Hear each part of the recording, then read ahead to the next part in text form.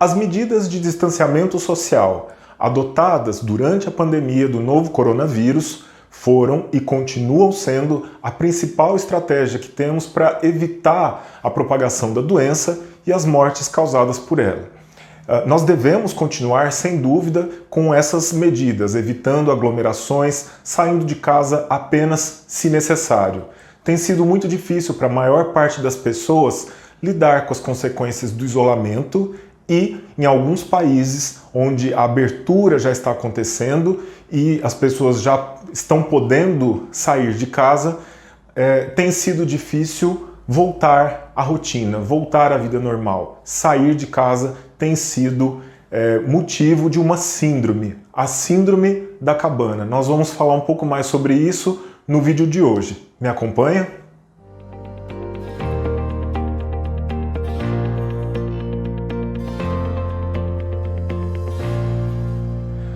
A pandemia do coronavírus trouxe à tona muitas emoções, né? Muitos sentimentos, inclusive medo, sensação de impotência, solidão e preocupações, ansiedade com o futuro.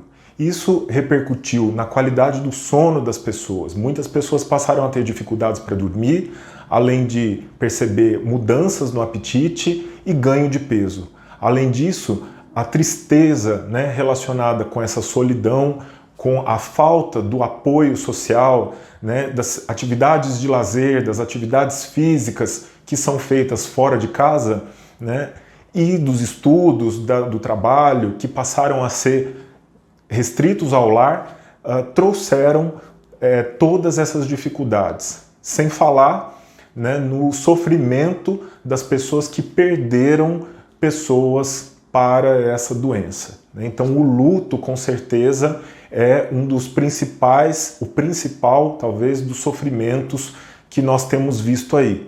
Não é só ele, né? Não é só essa perda. Nós tivemos também pessoas que apresentaram perdas econômicas muito importantes, desemprego, dificuldades financeiras graves, né? Tanto as pessoas quanto as empresas. É um momento de crise. Além dessa situação, né, relacionada também com o isolamento, porque as pessoas isoladas têm menos recursos que normalmente servem para apoiar nos momentos difíceis, né, como encontrar os amigos, passear, sair, fazer uma atividade física. Nós temos também uma situação que está sendo observada por psiquiatras e psicólogos do mundo inteiro, que é que nos países em que tem sido já mais adiantada essa flexibilização das regras de isolamento, que é a síndrome da cabana.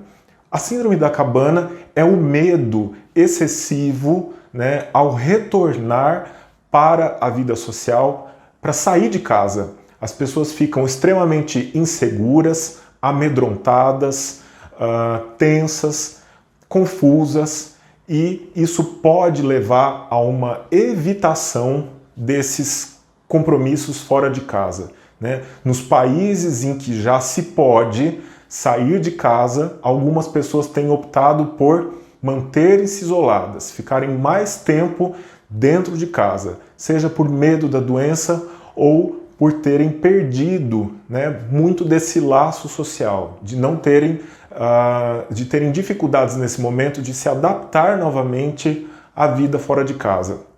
Essa síndrome da cabana foi descrita pela primeira vez no início do século passado, lá nos anos 1900, e se referia a caçadores que iam para a floresta, iam caçar e ficavam em cabanas por longos períodos em regiões remotas, distantes, e aí quando eles voltavam eles tinham dificuldade de se adaptar a vida em sociedade, né? A voltar para casa.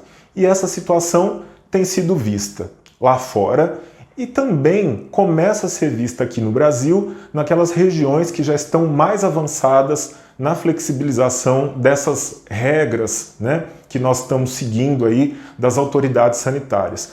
Por exemplo, aqui no meu estado, que é o estado de São Paulo, as regiões foram divididas por fases do Plano São Paulo.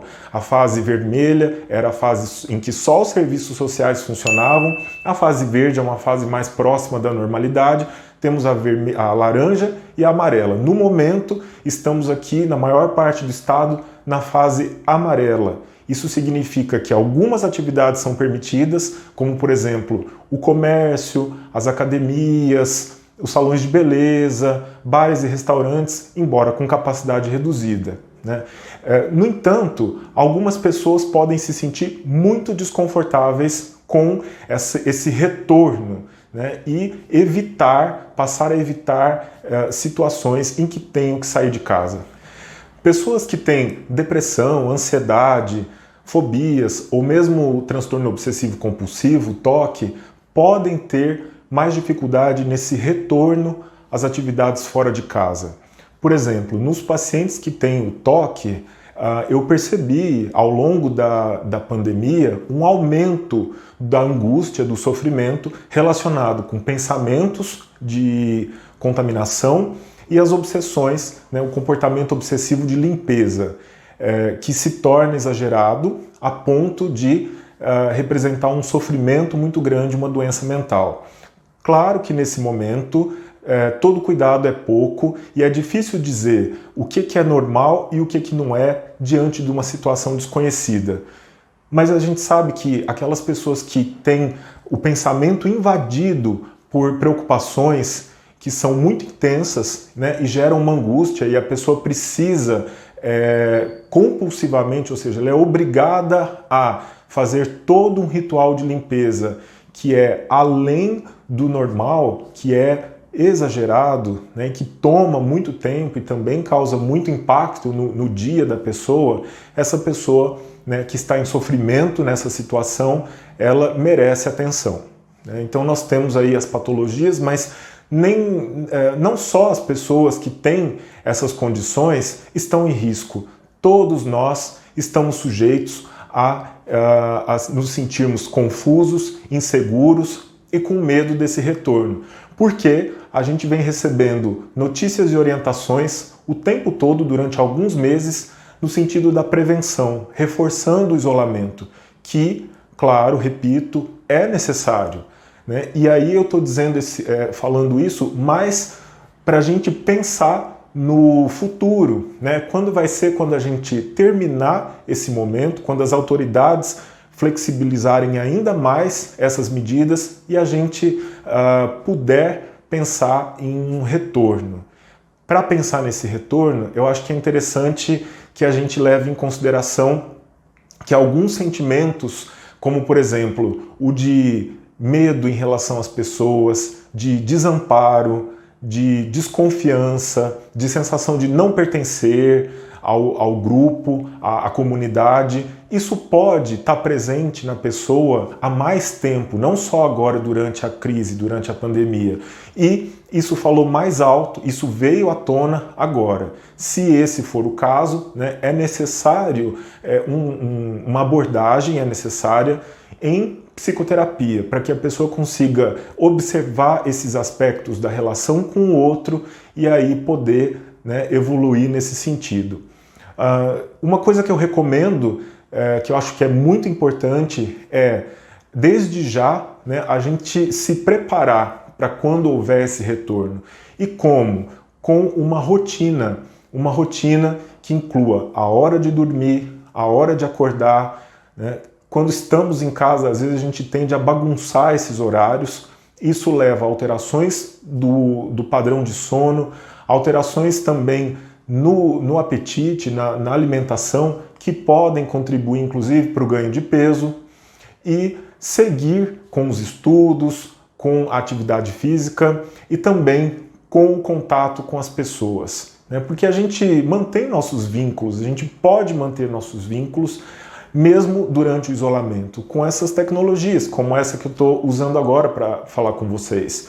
Então, tem que utilizar, tem que fazer uso dessas ferramentas para se manter em contato, né? E eu acho que uma coisa que nós temos que pensar é que se houver, né, nesse momento de retorno, uma dificuldade que representar um estresse muito grande, né, um medo, uma das estratégias seria, né, o retorno gradual, a exposição gradual àquilo que dá medo.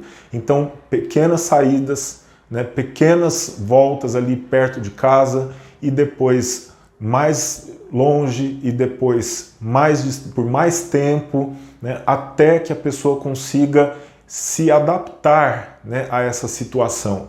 Isso tudo, claro, repito, respeitando todas as medidas adotadas no momento para o combate à pandemia, né? A máscara, o álcool gel, a lavagem de mãos e o distanciamento de 1,5 m, com certeza deverão ser seguidos por nós por mais um bom tempo.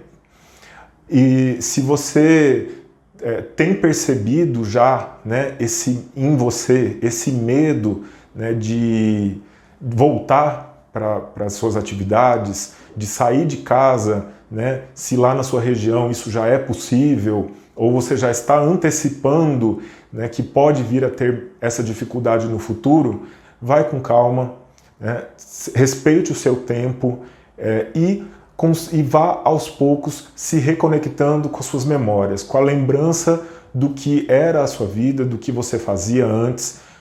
Muitas coisas vão mudar, mas com certeza há muito o que resgatar. E se você não estiver conseguindo, aí eu acho que é interessante procurar a ajuda de um profissional.